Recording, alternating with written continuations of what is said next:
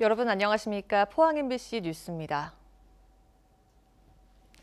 오늘 하늘에 구름이 많이 낀 가운데 경북 동해안의 낮 최고 기온 17도에서 20도, 울릉도와 독도의 낮 기온은 13도에서 14도로 쌀쌀하겠습니다. 금요일까지는 쌀쌀하겠고 주말부터 기온이 오르겠습니다. 안수진 기상캐스터입니다. 여름 기운이 들기 시작한다는 절기소만인 오늘, 우리 지역으로는 쌀쌀함이 감돌겠습니다. 경북 동해안의 낮 최고 기온 20도를 밑돌면서 어제보다 기온이 1에서 5도가량 낮겠고요. 바람까지 강하게 불겠습니다.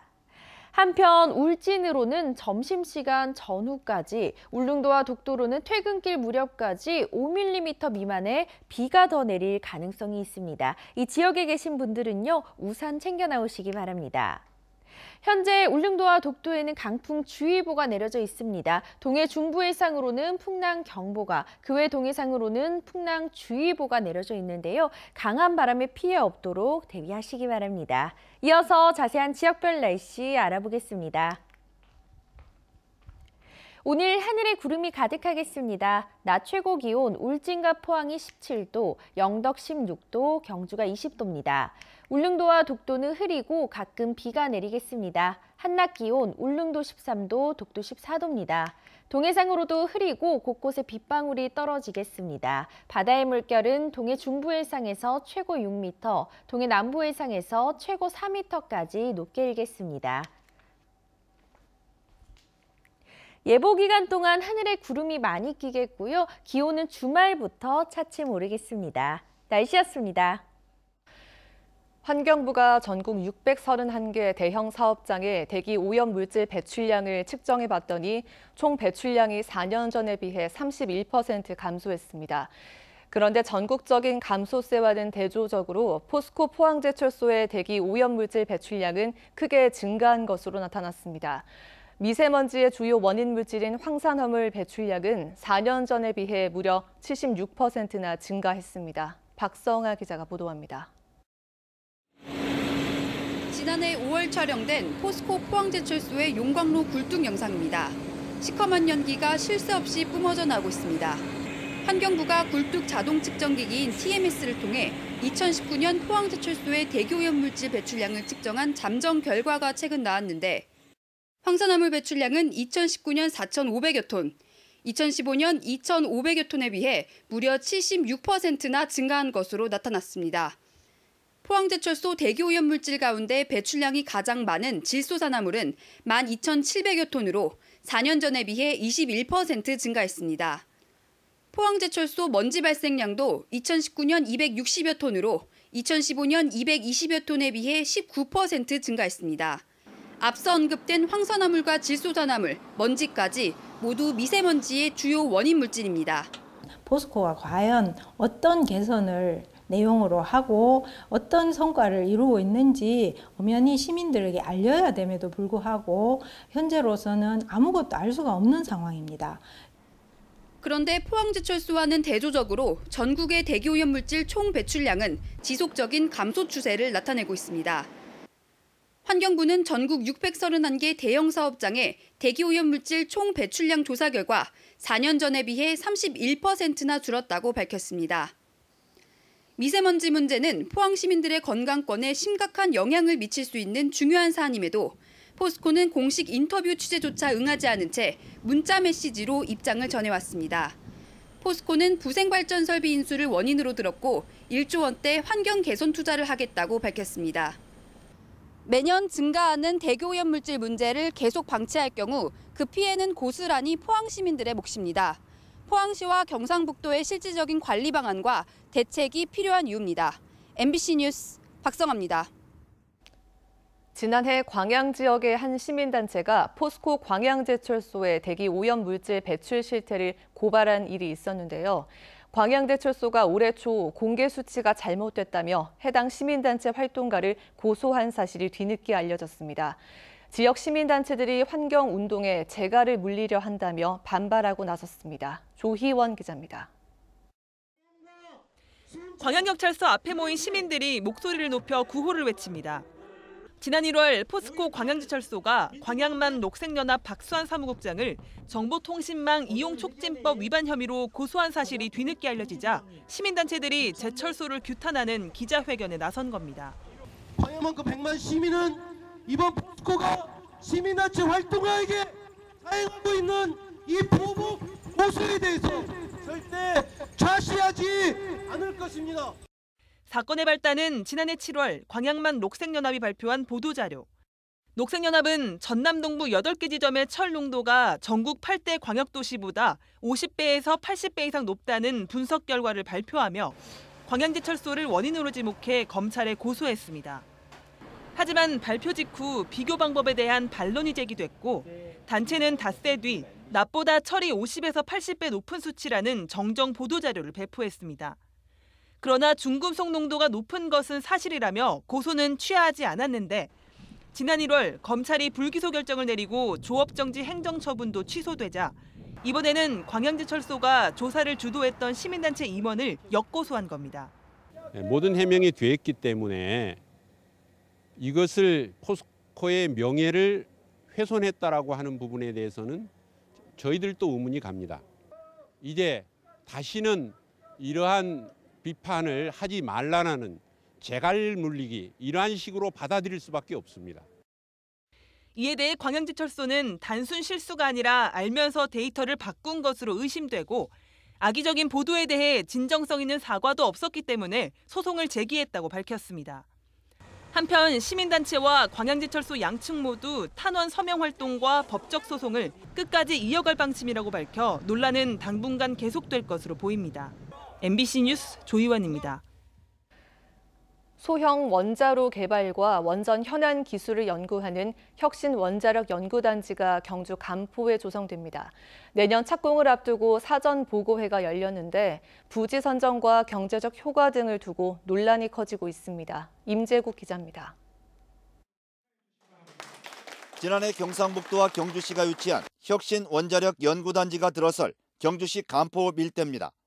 한국원자력연구원이 국비 등 7천억 원을 들여 내년 7월에 착공해 오는 2025년에 완공하며 1조 334억 원의 경제적인 파급 효과도 기대하고 있습니다. 연구단지에선 소형 원자로 개발과 방패물 안전관리, 원전 해체 핵심 기술 연구 등을 담당합니다. 블루오션에 해당하는 SMR을 개발해서 세계 시장에 가장 먼저 선점해서 우리 국내 산업에 사업 기회를 제공하는 그런 연구를 하겠다는 것이 사전 보고에선 양성자 가속기와 마찬가지로 경제적인 파급 효과가 부풀려졌고 연구 내용도 신뢰할 수 없다는 반응이 이어졌습니다. 처참하게 지금 좌절되어 있거든요. 그것이 해결되지 않고 또 다른 저런 사업을 가져와서 주성도 파급 효과를 낼 수 있는 사업이니까 믿어달라. 이거는 거의 시민들 우롱하는 거예요. 고준위 폐기물에 대한 명확한 어떤 말씀을 좀 있어야 그게 경주 시민들이 이 혁신원자력연구소에 대한 안정성을 좀 믿을 수가 있는 거고. 연구단지 부지 선정에 대한 잘못도 지적됐습니다. 기존의 간포 해양관광단지를 일부 사용하고 원전이 밀집된 지역에 연구단지가 들어오면 관광산업 위축 등 지역경제 침체가 우려된다는 것입니다. 첨단 산업이 들어온과 반면에 그에 또 반대급부가 발생되면 물론 생산 능력은 있을지 몰라도 그 주변은 또 다른 폐해가 될 것이다. 혁신원자력연구단지 조성에 대한 반발 속에 내년 착공까지는 앞으로 예비 타당성 조사와 산업단지 지정 계획 등 많은 행정 절차가 남아 있습니다. MBC 뉴스 임재욱입니다. 해병대 1사단 장병들이 포항과 경주 지역 농가 일손 돕기에 나섰습니다. 코로나19 사태 장기화로 외국인 근로자마저 구하기 힘든 요즘 농가에 큰 도움이 되고 있습니다. 현장에 박상환 기자가 다녀왔습니다. 해병대원들이 모심기 작업을 펼치고 있습니다. 처음으로 해보는 농사일이지만 금세 적응하며 능숙한 손놀림을 보입니다. 농번기 일손이 부족한 지역 농가를 위한 대민 지원에 나선 겁니다. 코로나 때문에 일꾼이 없는 상황에서 도와줄 수 있어서 정말 기쁘고 만약에 할 수 있다면 더 일을 하고 싶습니다. 인력을 써야 되는데 요즘 일할 사람도 많이 부족하고 농촌에는 그렇기 때문에 저희들한테는 그래 해병대가 나오는 게 저희들은 큰 도움이 된다고 생각합니다. 또 다른 농가에서는 대원들이 구슬땀을 흘리며 노후된 비닐하우스 철거 작업을 합니다. 해병대로서 당연히 이제 농민들 도와드릴 겸 해가지고 나와서 지금 일손 부족한 거 도와드리고 있습니다. 바쁜 영농철에 일손이 귀한데 이렇게 장병 여러분들께서 나와주셔서 정말 큰 도움이 됩니다. 우리 해병대 여러 장병님께 정말 감사하게 생각합니다. 해병대 1사단은 오는 29일까지 포항과 경주 지역 농가에 대민 지원을 나서며 사전에 장병들을 대상으로 안전교육을 실시했습니다. 해병대 1사단은 매일 1000여 명의 장병을 투입해 모심기부터 모판 나르기 등의 작업을 실시합니다. 생활 방역 단계인 현 상황을 감안해 대원들은 마스크 착용은 물론 외부인 접촉도 최대한 자제하며 작업에 임하고 있습니다. 농번기 부족한 일손 돕기 외에 산불 진화 작업과 태풍 피해로 인한 재해복구에 투입되는 등 해병 대원들은 든든한 힘이 되어주고 있습니다. MBC 뉴스 박상환입니다. 요즘 온라인을 통해 장을 보는 사람이 늘면서 재활용 폐기물 처리도 비상이 걸렸습니다. 환경 문제와 쓰레기 문제가 더 심각해지기 전에 느슨해진 일회용품 사용을 규제하고 여러 대비를 해야 한다는 목소리가 큽니다. 박재영 기자입니다. 페트병과 비닐, 플라스틱 같은 재활용품을 일일이 골라내고 있습니다. 밀려드는 쓰레기를 처리하느라 잔업을 하고 장비를 쉴 새 없이 돌려도 역부족입니다. 지금 10시까지, 11시까지 이렇게 잔업을 해가지고 물량을 소진하고 있거든요. 그래서 이게 계속 간다면은 사람 인원도 보충돼야 되고 모든 게 좀 이래 많이 어려울 것 같습니다.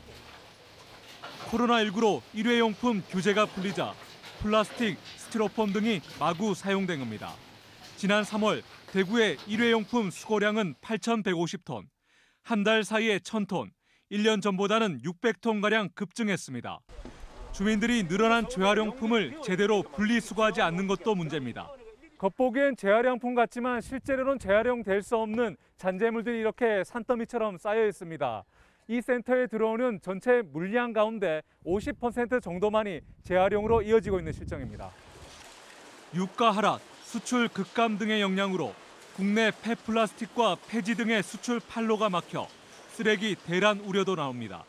물건이 안 나가고 가격은 이제 계속 떨어지는 악순환이 반복되는 거죠. 환경단체는 세척을 통해 바이러스를 없앨 수 있다며 일회용품 사용 규제를 적극 주장합니다.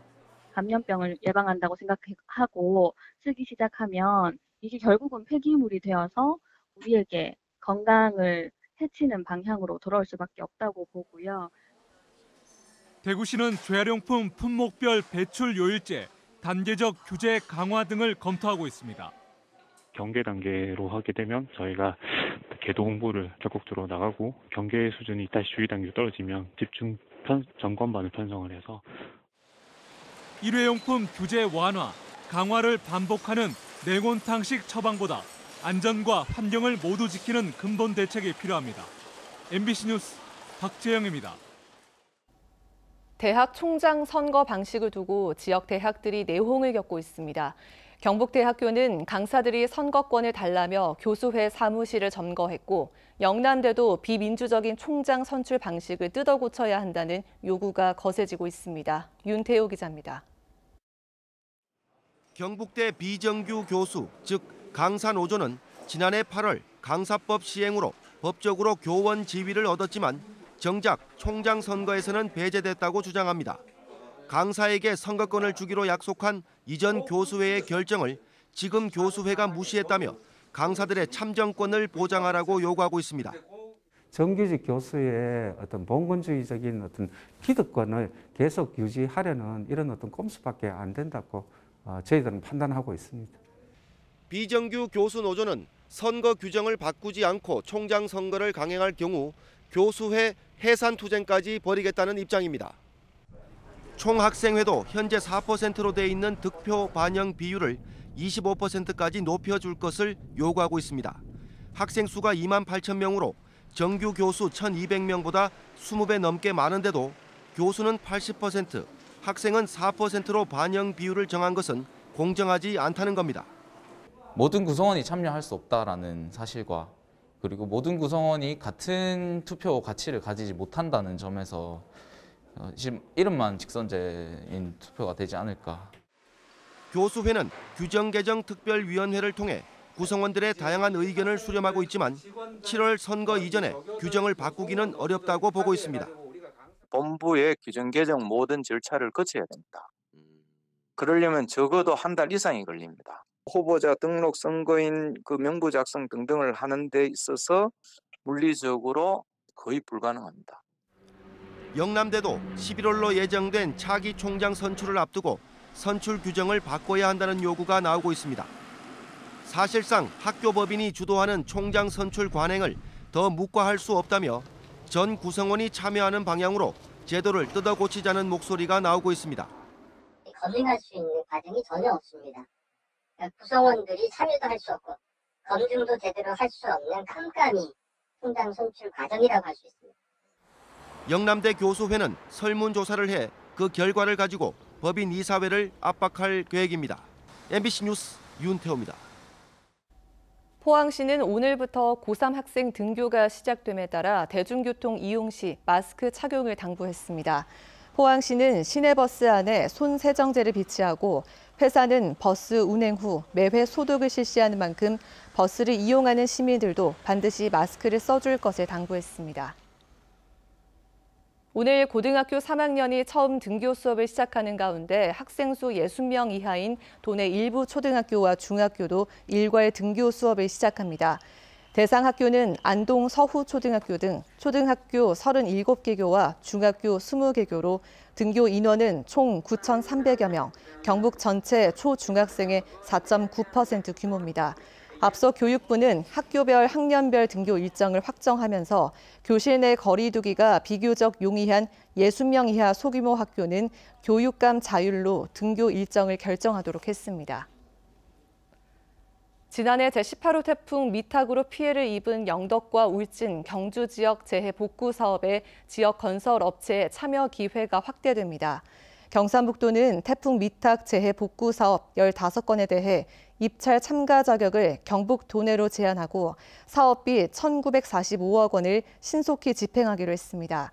울진, 금천 등 6개 하천에 1,241억 원, 영덕, 송천 등 5개 하천에 630억 원, 경주 남천 보건사업 등에 74억 원의 예산이 투입됩니다.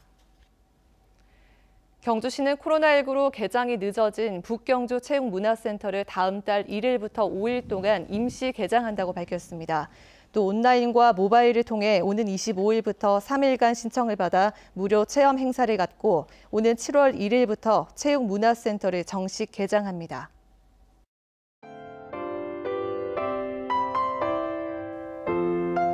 여름 기운이 들기 시작한다는 절기소만인 오늘 우리 지역으로는 쌀쌀함이 감돌겠습니다. 경북 동해안의 낮 최고 기온 20도를 밑돌면서 어제보다 기온이 1에서 5도가량 낮겠고요. 바람까지 강하게 불겠습니다. 한편 울진으로는 점심시간 전후까지, 울릉도와 독도로는 퇴근길 무렵까지 5mm 미만의 비가 더 내릴 가능성이 있습니다. 이 지역에 계신 분들은요, 우산 챙겨 나오시기 바랍니다. 현재 울릉도와 독도에는 강풍주의보가 내려져 있습니다. 동해 중부 해상으로는 풍랑경보가, 그 외 동해상으로는 풍랑주의보가 내려져 있는데요. 강한 바람에 피해 없도록 대비하시기 바랍니다. 이어서 자세한 지역별 날씨 알아보겠습니다. 오늘 하늘에 구름이 가득하겠습니다. 낮 최고 기온 울진과 포항이 17도, 영덕 16도, 경주가 20도입니다. 울릉도와 독도는 흐리고 가끔 비가 내리겠습니다. 한낮 기온 울릉도 13도, 독도 14도입니다. 동해상으로도 흐리고 곳곳에 빗방울이 떨어지겠습니다. 바다의 물결은 동해 중부 해상에서 최고 6m, 동해 남부 해상에서 최고 4m까지 높게 일겠습니다. 예보 기간 동안 하늘에 구름이 많이 끼겠고요. 기온은 주말부터 차츰 오르겠습니다. 날씨였습니다. 이상으로 포항 MBC 뉴스를 마칩니다. 여러분 고맙습니다.